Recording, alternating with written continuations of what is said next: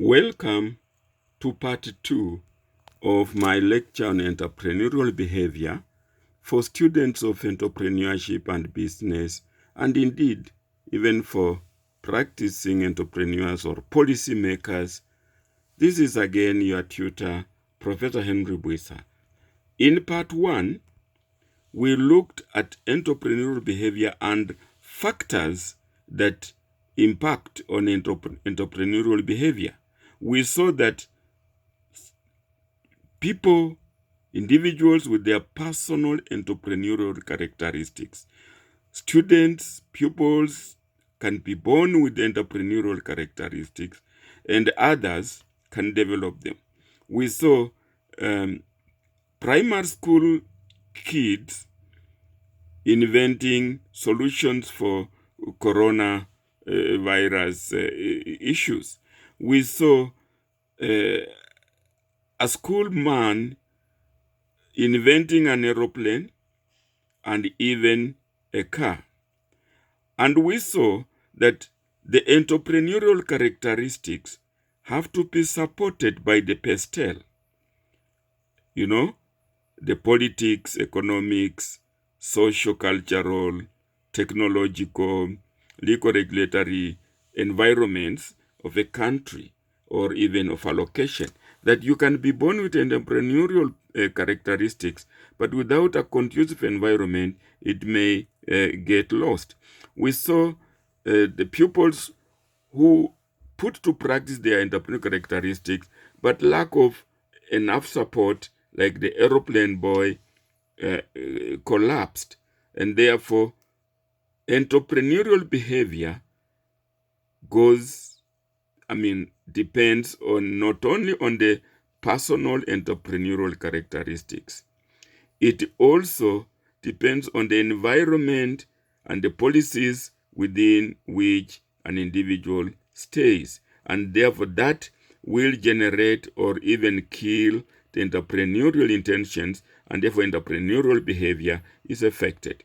Now, this is now assignment for my students of entrepreneurial behavior, and I'm saying for your cat, watch the following videos and identify the key characteristics and motivations of each of the Kenyans in the videos. Then make sure you identify those which distinguish each of the 3 videos and go on to generate a document that elaborately defines and explains each of them. In other words, you're going to watch some 3 Kenyans who made it, and like we said, there is no universally accepted set of entrepreneurial behaviors or even personal entrepreneurial characteristics.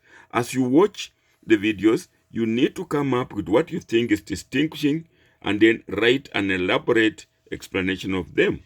And now for your exam, you will scan the Kenya's pastel: political, economic, sociocultural, technological, environmental, and legal regulatory elements, and identify a business opportunity from any of them,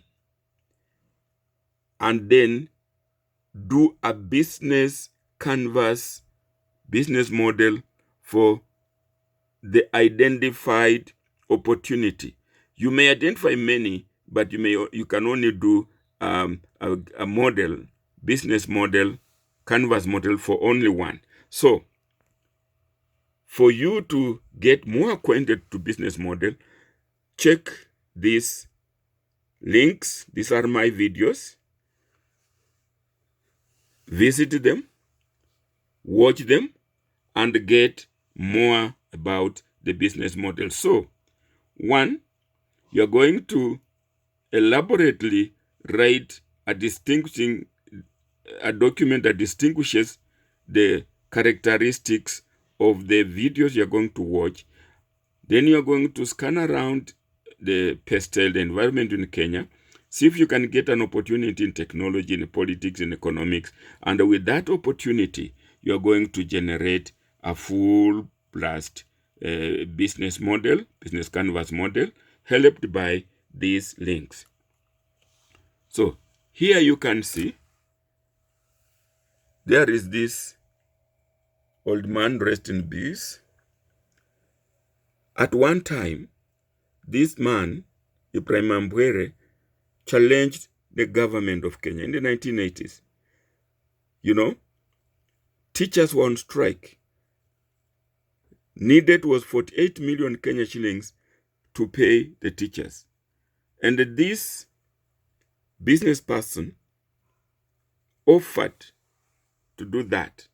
But of course, the government did not accept. Let's listen to that story. He was born in 1936 in Maragoli, in a place called Chavakali. He was born in a polygamous homestead, which is typical in that area of Kenya. His dad had many wives. But Ambwere's mother was deaf and dumb. She couldn't speak, she couldn't hear. And shortly after Ambwere was born, when he was about 2 years old, his father left to go and fight in the Second World War. He never returned, meaning that he was a casualty of war, like so many others. But to make matters worse, at the age of 8 years old, Ambwere's mother died. So he was on his own. No father, no mother. And so he started working on people's farms to fend for himself and his other siblings. And when he was 10 years old, he followed some grown-ups, as they went all the way to a place called Molo, to a pyrethrum farm, where at that time it was rumored people were being paid very well, to harvest the pyrethrum.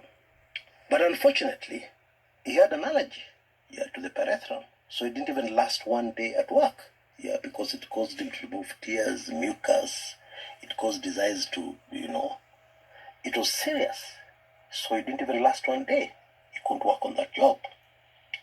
And so the young Ambwere had to make do, working for a mason, sweeping, kufagia, kazi ya kufagia. And he did this job for 10 long years to sustain himself and his siblings. Now this mason he worked for was a foreigner. So after about 10 years, he said, I have to leave the country. So now you no longer have a job. But then as a parting gift, he gave the young Ambwere a toolbox. And not a brand new toolbox, an old, very much overused toolbox. Now a mason, deals with putting up houses and maintaining them. They deal with stone mostly. So you can imagine the kind of tools that were in that toolbox. And over these 10 years, Ambwere had learned, even as he swept the premises, he learned a bit about what was happening around him, how the masons were working, and how to use those tools.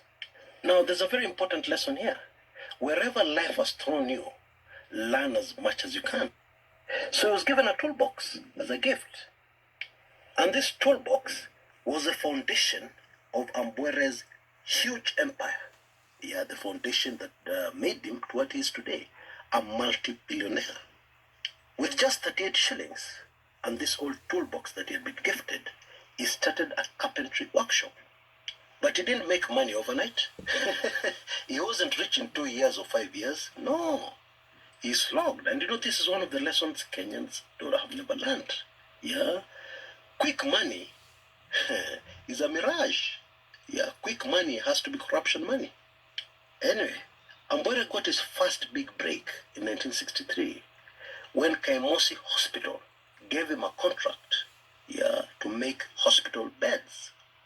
And as a sweeper, Ambwere had learned how to construct, because he worked for Mason, how to put up buildings. And so it was a no-brainer for him. The huge windfall he suddenly earned from this contract of making beds for Kaimosi Hospital, he put into construction, even as he continued with his carpentry business. And today, Bwana Ambwere owns buildings in Kisumu, Kakamega, Mbale, all over the place, even in Nairobi. Now, years ago, I personally met Ambwere without knowing who he was. You see, I was invited, I went to a function of the Standard Bank. And during this function, they introduced Ambwere. They said, this is one of our best customers. and he has a few words to say. And therefore he started giving tips. Yeah, and people are listening eagerly. The long and short of his pep talk, which I still remember, yeah, it must have been over 20 years ago. The long and short of his pep talk was that you invest more money than you consume. And so if you earn 100 shillings, 20 shillings is what you'll eat. Yeah, is what you'll use for your upkeep. The other 80 shillings, you reinvest in something. Now, I must confess at the time, yeah, I was wondering what was the fuss about this man who was very poorly dressed. Yeah, he had a suit that didn't fit him very well. And he looked like somebody's father. But people were listening keenly, so I wondered what it was. And I heard somebody behind me whispering, "This man is very rich." And so I started listening more keenly. Yeah, it's good to admit. Now, in the 80s, Ambwere burst into national limelight. There was a crisis where teachers had not been paid. Yeah, teachers required, or rather the cash required to pay teachers was 48 million Kenya shillings, which was an absolute fortune, yeah, in the mid-80s. Now, for those who are very young in 1980, or not even born, let me fill you in. In the 80s, the government had a very serious cash crisis, and the teachers in Western Kenya had not been paid. So Ambwere offered to pay 48 million. Yeah, of course, it was going to be refunded by the government when they got funds. But Ambwere stepped in as an emergency solution, yeah, to help the suffering teachers. Now, he was not taken up on his offer, but this drew attention to him, especially from the government, which started investigating him because they realized, wow, this is a man who can raise 48 million and we don't even know him. He's not even in politics. Yeah. This is a threat to national security. Now, trust me, even in those days, when the government investigates you or decides to poke into your personal finances, it's not fun. And so, although Ambwere finally weathered the storm, yeah, because no coin of his had been earned from corruption, therefore the government couldn't find anything to pin him down on, yeah, and he paid his taxes. But unfortunately, all this took a toll on his health, and he landed in hospital. Diabetes, high blood pressure, etc., etc. Yeah, these diseases have names, but we all know that they're triggered, yeah, by pressure and emotions, yeah, in a human being. And so for over 3 years, Ambwere was hospitalized at Nairobi Hospital. And I'm sure many people thought he was going to die. Yeah, but God, of course, had different ideas. And finally, in 1992, he emerged from hospital. Now, Ambwere said something very interesting shortly after he had been discharged from hospital. He said he found his businesses all in ruins. He had to start all over again from scratch. Now, there's an important point I want to emphasize here, something which most of us are not aware of. There should always be a difference between your investments and your business. So what had collapsed was not Ambwere's investments. All the buildings were still there. All the rental income was still coming in. What had collapsed were his businesses. He had the generation of daily income. And remember, he had been admitted to the Nairobi hospital for over 3 years. What kind of bill do you think he clocked up? And he didn't have any fundraiser when he came out. The bill was paid. And he went and rebuilt from scratch his businesses, not his investments. That's a very important lesson for all of us to learn. Because in Kenya today, if a business collapses, the person also collapses. He has no investments. Or his investments are so small, yeah, that when his business is affected, he's done. And remember, the man who has all this wisdom that we're talking about is illiterate. He never went to school. Yeah, actually in the 1970s, he actually employed a teacher, somebody to teach him how to read and write and how to speak English. Yeah, his name was Lawrence Kisame. And after Lawrence Kisame had finished his work, Ambwere could speak English. He could read and write, okay? And Ambwere gifted him with a house, yeah, for his thank you. That's apart from his salary, what he was being paid for, yeah, to do this work. Anyway, my point is, all this wisdom that built the Ambwere empire came from an illiterate man, yeah? illiterate. Don't even talk about a university degree. This should encourage all those Kenyans listening to this video who are complaining all the time. I don't have a university degree, therefore I'm useless. Just look at Abwere's life. Or you're complaining, I just finished primary school, I'm useless. Just look at Abwere's life and change your mind. Very fascinating about this Kenyan billionaire. Yeah, he reminds me of an American billionaire called Warren Buffett. Unless somebody tells you these people have money, or that is Abwere and he has money, you wouldn't know. Abwere doesn't own a V8. In fact, he travels around a lot in a pickup, a double cabin pickup. Yeah, because it's practical for him. Yeah, maybe goes to a construction site, finds a problem. He has some space at the back of his truck to put in something. Yeah, maybe to take for repair, etc., etc. And the man is going to be 83 years old this year, and he's still working. My fellow Kenyan, my fellow African, stop complaining. Fold up your sleeves. Yes. And now, yet another Kenyan,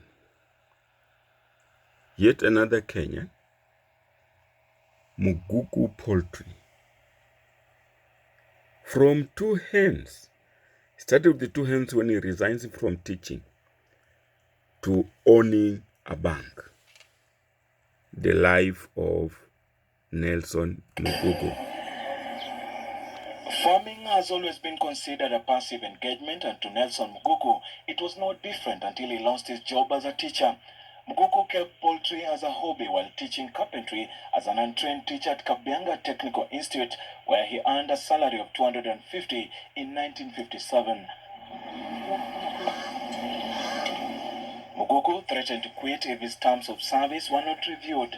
His employer, the colonial government, refused to review his pay, and so he made the tough choice of quitting former employment. I had thought, even when I was resigning, 200 chicken will give me double the salary. And to buy 200 chicks, I managed to do that with the little saving I had. Left with no option, Muguku banked on his endurance and sheer determination to make his business a success. With his father's support, his savings, and a plowback from his revenues, things began looking up. First chicken were able to sustain, but I had no money left in my pocket. It took me 3 years, because after the second lot started laying, I built another house. For 3 good years, I could see what I was doing, but in my pocket I had no saving. And after 3 years, I could walk in the street with some income, regular income. Muguku Poultry Farm, which is involved in breeding birds, has 3 incubators in its hatchery. This means the farm can breed close to 120,000 one-day-old chicks, and there's a ready market for every chick hatched. We are setting up to Nyeri, Nakuru, and Mombasa. That's where we are sending our chicks. We have got another farm in Ngong. The farm imports breeders from the Netherlands each year to maintain its standards. 550 at one importation. We import those kind of chicks 3 times a year. A one-day layer chick goes for 80 shillings, while a one-day broiler chick goes for 50 shillings, translating into an estimated 9.6 million shillings in 1 month alone. With proper management, farming can become a full-time occupation, just like any other, as Mr. Muguku puts it. Usually I worked for 40 years. I would not have attained to get to a salary of 500 shillings. Even the graduates from Makerere were getting about 500, 600 shillings. Despite being involved in other modes of farming like dairy, pig and sheep farming, Muguku also has a major interest in the education sector as well. He is the proprietor of the Tumaini group of schools and 2 other primary schools in Limuru. Muguku is also one of the single largest individual shareholders in two of the leading banks in the country. And for any budding entrepreneur out there, Muguku is a living example that with sheer determination and focus in life and business, one can fulfill their lifelong dreams. Yes, Muguku seems to tell us that nobody becomes a millionaire working for another. And now, there is yet another example. Beyond Expectations is a book by Njenga Karume. Njenga Karume is another story that can tell us about entrepreneurial behavior, personal entrepreneurial characteristics, the environment, and the intentions. From a humble charcoal dealer, Njenga Karume rose to build an empire worth billions of shillings. His wealth could be estimated conservatively to be in the region of 100 million US dollars, the equivalent of 8.4 billion shillings. From a person who only went to primary, maybe even up to standard 4. When I left the school, I tried to get a job. In those days, you could only get a job from the Europeans' farms, maybe to be recording the milk and the daily. But I tried, I could not get any. This man at the age of 18, 20 was already thinking how to make money. If he cannot go to school, he will look for a good job. Never to give up. Always discover new areas. I was buying the exercise books, costing about 15 cents. And I go and sell it 25 cents and make 10 cents to the other student. Until one time the father in charge, who was a Mzungu, complains because we had to buy books from the schools in the shop. There's a small land by the missionaries. And we had to pay 30 cents per exercise book. But me, I was selling 25 cents. It was 5 cents. So most of the people are buying from me. But I don't want the father to know. Don't be afraid, like he says. Do not be afraid to invest, to take risks. I came to realize that most of the younger people, there are so many things they miss. Then I thought maybe if I could write a small book, maybe it can help some of them. His phenomenal rise from a charcoal dealer to a business magnate has been the subject of myths over the years. Few can authoritatively relate Karume's journey from his humble beginnings during the colonial period to his financial and political success. You know, in today's culture, many people, they are thinking you cannot make money and yet you steal or you are corrupted or all kinds of the things. Then I thought, let me let it do because I started from zero myself. His palatial home sits on a vast farm in Kiambu's Shanda area, where he also grows coffee and tea. He has other huge tracts of land in Nairobi's Karen area, Nakuru and other parts of Rift Valley. At the capital, Nairobi, he has invested heavily in real estate. One of his biggest investments is Shanda House along Koinange Street, estimated to be worth 1.2 billion shillings. He is also the owner of the Jacaranda chain of hotels. The five-star City Hotel in Westlands is valued at about 3.5 billion shillings. Jacaranda Indian Ocean Beach Resort, set on an expansive sandy beach in Diani Beach area of South Coast, is estimated to be worth 2.5 billion shillings. He also owns Lake Elementaita Lodge near Lake Elementaita along the Nairobi-Nakuru Highway, estimated at 125 million shillings. Karume also had business interests in beer distribution and was at one time the largest beer distributor for East Africa Breweries Limited through Kiambu General Transport Agency Limited and Nararashi Distributors Limited. He succeeded in business beyond anyone's wildest dreams and rose to such prominence and popularity both in his community and in government. His entrepreneurial skills earned him an honorary doctorate degree at Mount Kenya University 2 years ago. When I see a younger person, whether it is a boy or a girl, working hard, and now start getting money in the right way, I become very happy. Njenga Karume is said to personify the famous phrase "from rags to riches." He will be remembered for his business acumen, and his story will undoubtedly inspire many generations to come. Yes, you have watched three men in Kenya, one totally illiterate, that is Ibrahim Mbwere, who only hired someone to teach him when he had already succeeded. Others, Njenga Karume, not very well educated, and Nelson Mugugu became a teacher. So there they are. Look at their stories and let's talk entrepreneurial behavior, personal entrepreneurial characteristics, the environment in which we live, the policies, the government, how can they shape entrepreneurship? Yes, I hope you enjoyed learning.